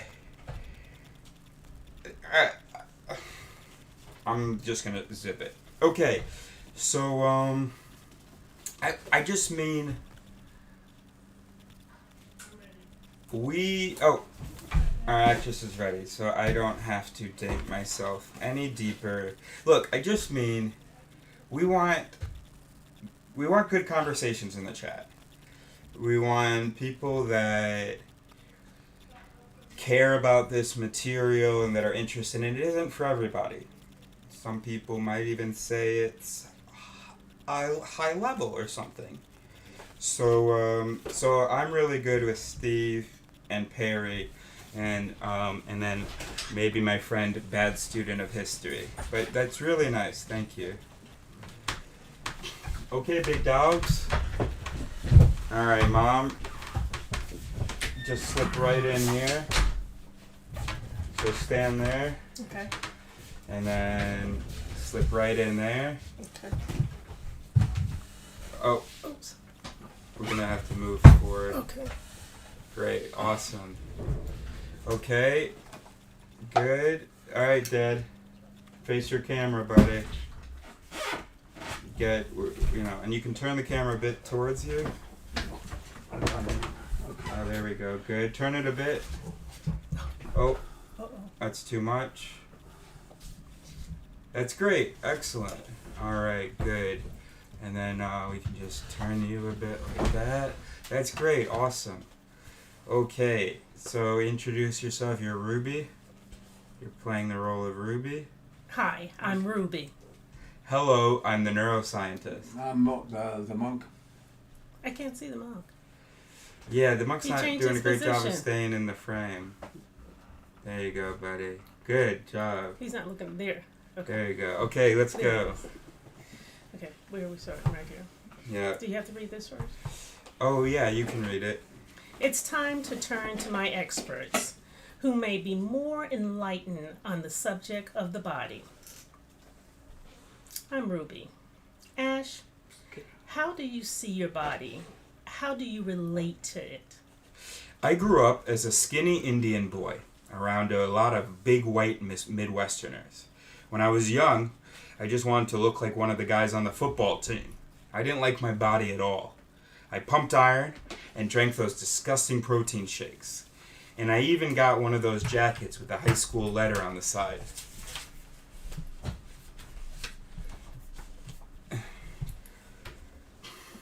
Oh, those honcho jackets where they put the letter on of your football team on it? That's sad. Yeah, well, I did it so I could meet girls. Did it work? Not really. I mean, the letter jacket was from the debate team. It didn't have the same effect as the football jacket. What about your body? Tupton? Tupton? Do you like your body? If you can find it, under those robes. Am I supposed to hand this to Well, him? point at it so he knows. Point at where it starts. Well, my relationship with my body has changed a lot. When I was young, I was really looking good, but I always felt sort of dissociated from my body. I was caught up in my head all the time. But I got seriously ill at 21. I would talk about my body as if it wasn't mine. I would say, the heart isn't good, as if it was someone else's. I think that's why I got sick. A total mind-body split. My appearance sort of fell apart when I became a monk. I'm quite chubby now. And do you miss being buff? I think being healthy is a good thing, but being buff is pretty pointless. The mind is so much more interesting. Nowadays, my relationship with my body is about using it as a support for mindfulness, and that feels great. There's not much point having a hot body and a rotten mind. Ash, I want to know how the body and the mind are really connected. Is there some kind of a spider's web made out of neurons from the head to the toes? A spider's web is a great analogy, yes. When an insect gets trapped anywhere in the spider's web, every single string of the web vibrates. The spider can feel that vibration from any point on the web. The brain and the body are like that. They're totally interconnected. A single system. Anything that affects one part affects the whole system. It all vibrates together. Wow.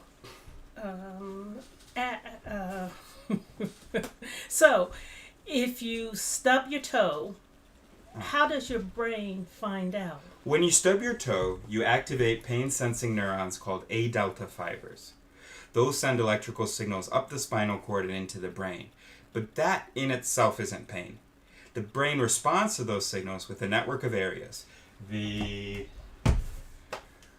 somatosensory cortex, the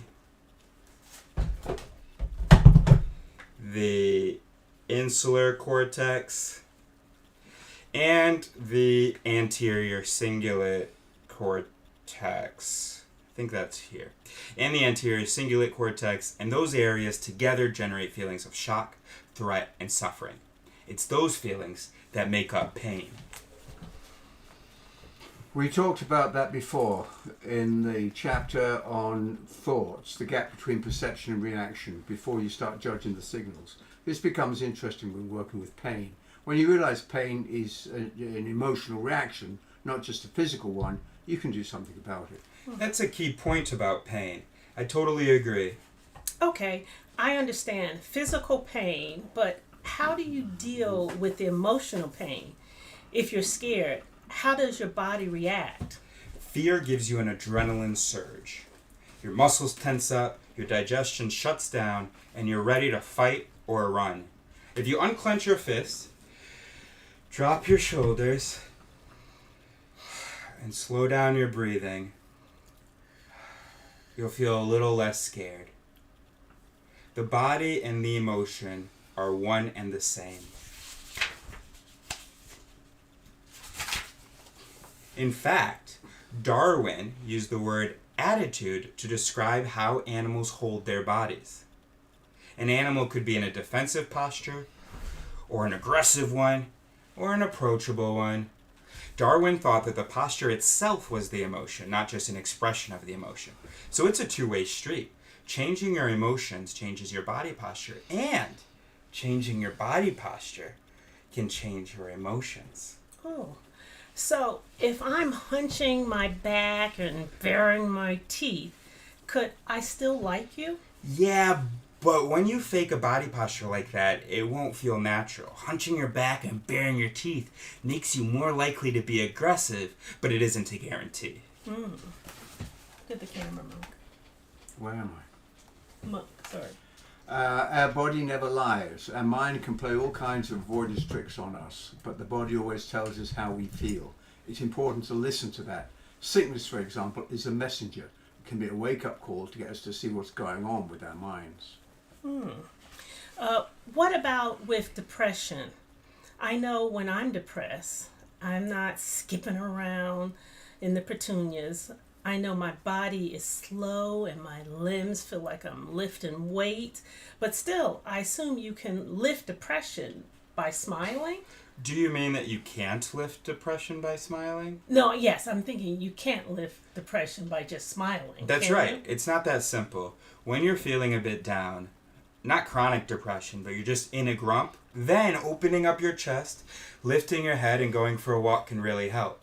But real depression is different. Body posture can be a start, but it's not nearly enough. Okay, I get it. I always wanted to know if you had a brain in a jar, could it feel emotion? No, I don't think so. The brain needs the body to function, and the body needs the brain. It's a single system. But if you put your brain in a jar and sold it, would you be pissed off?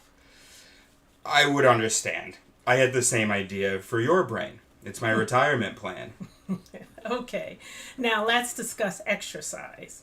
I want to know why people are now beating themselves up for a six-pack, screaming like they're in childbirth for a couple of bulges. I mean, do you need a six-pack to sit behind a desk? I'd understand if your job was to lift the desk, but having a six-pack, does that improve your health? Yes, there's no question that any exercise is good for cardiovascular health, and that's also going to be helpful for brain function. But people go to the gym and while there they watch TV or listen to their headphones. They go there to tune out so they don't have to think. That's very different from yoga, Tai Chi, or most martial arts practices, which put a lot of emphasis on mental focus. I think that developing an awareness of your body and how it moves is more important for health and even for strength than mindlessly pumping up your muscles. Exactly. We would be totally distracted in the gym running on that treadmill to run away from our minds. And also when we're doing bench presses, we might be unaware that we're dislocating a shoulder. Yeah, I've done squats and didn't realize I was giving myself a cesarean.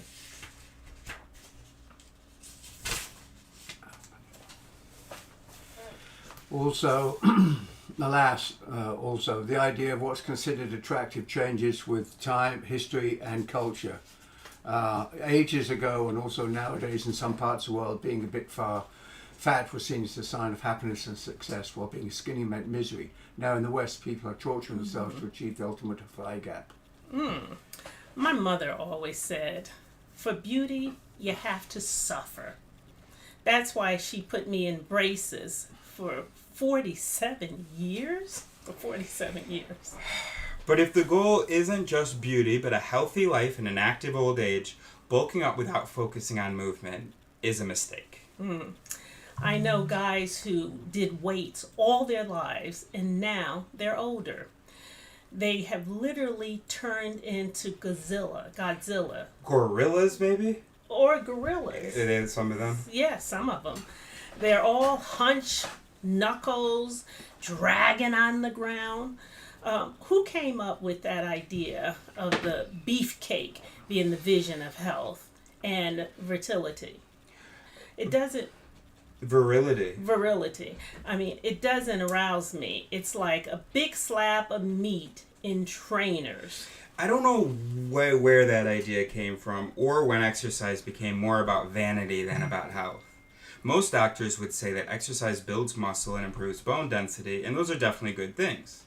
Actually, focusing on bulk instead of flexibility can be really unhealthy. Men may go for big chest muscles, but if they don't develop strong legs and core muscles to support their weight, they risk injury.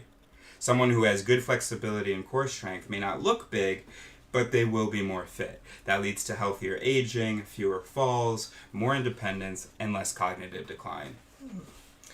What about people who can't stop pumping? They're obsessed with fitness and bore you to death talking about it. Addiction to the gym is considered cool, but in the end, it's still an addiction. You're still chasing a high, looking for that right combination of dopamine and endorphins. We have wearables like Fitbits that give you a great high. It pushes you to constantly push yourself harder, like having a nagging mother on your wrist. One day, it's your best friend because you've done 10,000 steps and it congratulates you.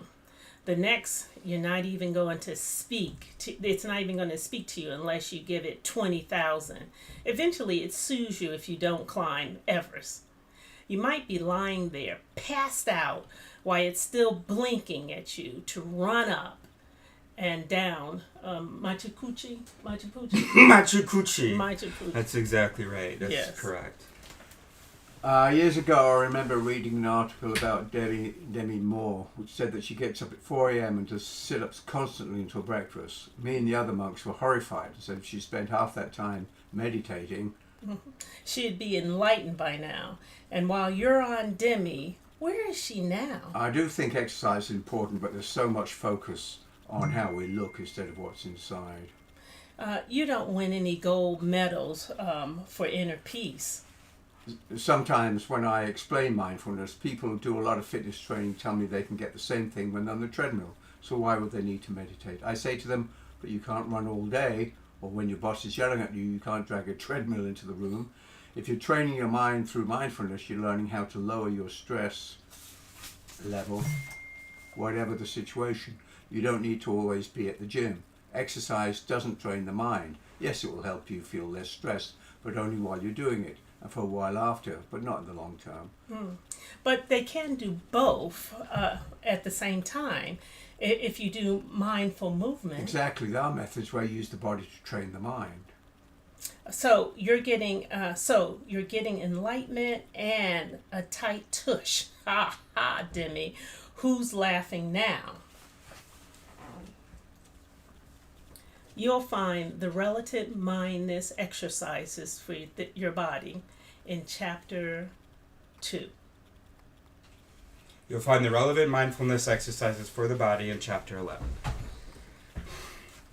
Excellent job, everybody. Great job. Thank you so much. You are Very so good. welcome. Very good.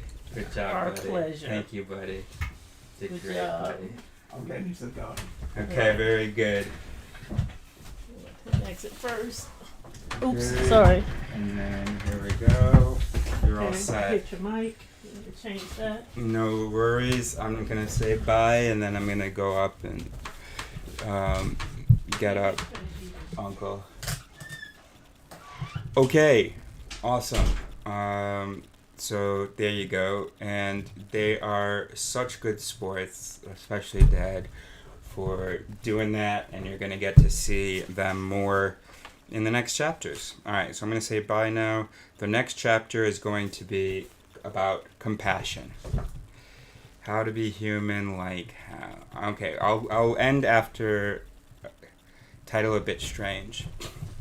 Let me try to explain the title. I don't know whether the author explains the title. But I quite like the title, so I want to explain what it means. So, all right, here we go. So you're a human being. The thing is, you, and this is a general you, has no idea what that means. In fact, you, the general you, thinks that there is a God who breathed into some clay the breath of life. And you think that your thoughts, your feelings, your intuition are all this magical, and we talked about this last time, Steve, this magical consciousness, this godly breath of life. And that's just not the case. You are a biological thing. You are mostly a brain. And well, I think that you are an organ in a body. And so this has information about what you are, what a human is, to replace all the nonsense that you grew up with about being a soul.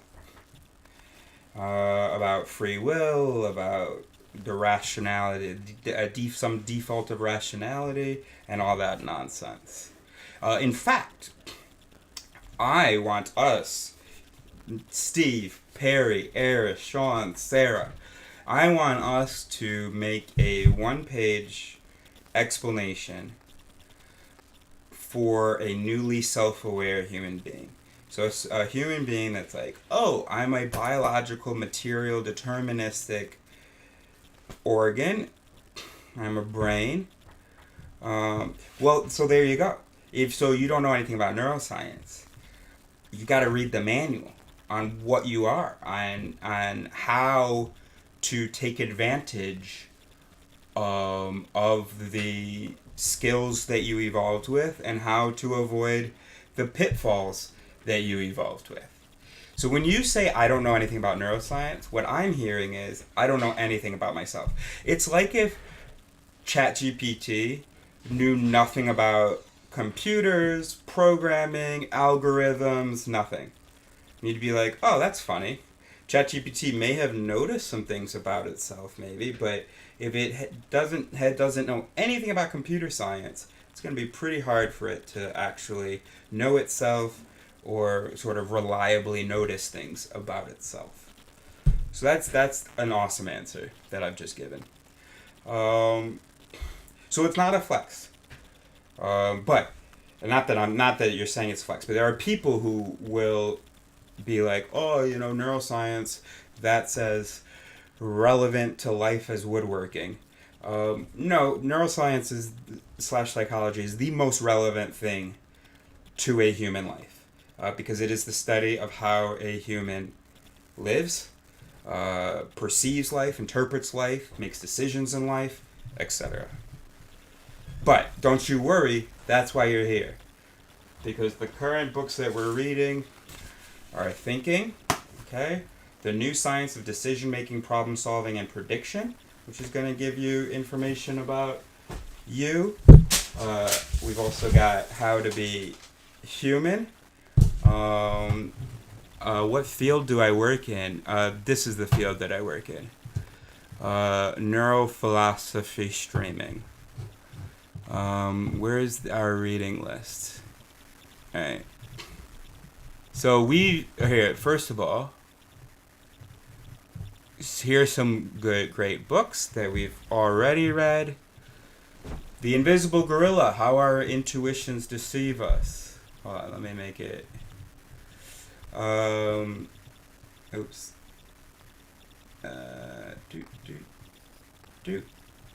Oh, no, that's the only one that actually has my face.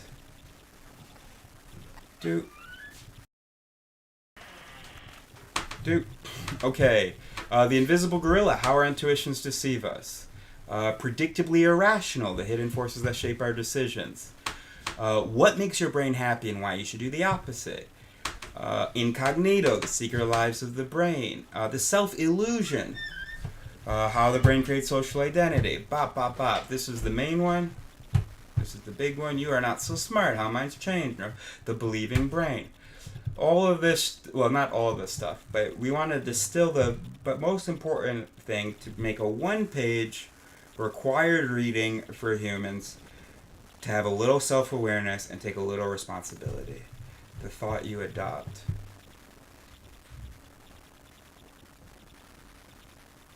I don't understand what that means. And then, next, we're going to be reading Blind Spot, the subtitle of which is Hidden Biases of Good People. We're going to be reading, well, you can see it doesn't have any of the subtitles, but you can Google them. And so this is the one we're doing now. And so what page have we made it to? 74. Great progress. And there you go. All right. We've discussed a lot of great things today. Perry, were you able to stick around? If so, say goodbye in the chat. Bye, Perry. Bye, Steve. And Steve, I'm looking forward to continuing this maybe later this afternoon if you hop on, or tomorrow, just next time that you hop on. Bye, Steve. Stop streaming and eat.